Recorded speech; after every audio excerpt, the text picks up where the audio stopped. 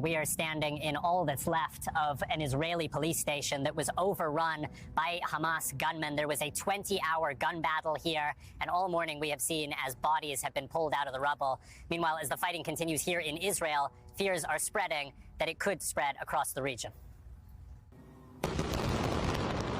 This morning, the Israeli military pounding targets across the Gaza Strip and fighting gun battles against squads of Palestinian militants still on the loose inside Israel more than 24 hours after the surprise attack began. We were in lockdown for 8 hours and hearing Arabic outside, hearing the terrorists, and they tried to break into houses. This is worse than our worst nightmares. Thousands of reservists called up for what people here expect is the start of a long and bloody war. Every indication is that Israel is preparing for what would be at once a large-scale ground offensive into Gaza and one of the most complex hostage rescue operations the world has ever seen. After blasting their way through the Gaza border fence, fighters from Hamas and Islamic Jihad swept into Israeli towns, kidnapping whole families and marching them barefoot through their own neighborhoods. This woman screaming for help as she's dragged away into Gaza. Her boyfriend, hands behind his back, helpless to save her. Her family identifying her as Noah Argamani, a 25-year-old student who'd been at a dance party. This video later showing her inside Gaza, apparently uninjured.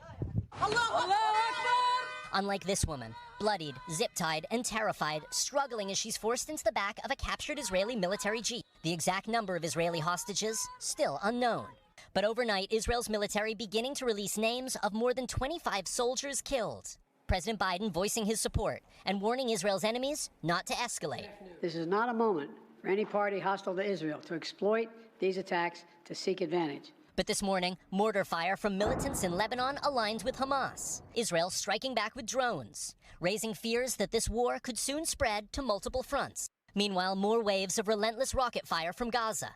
While inside the Strip, hospitals overflowing with the dead and wounded, Israel's military ordering Palestinian civilians to evacuate specific areas.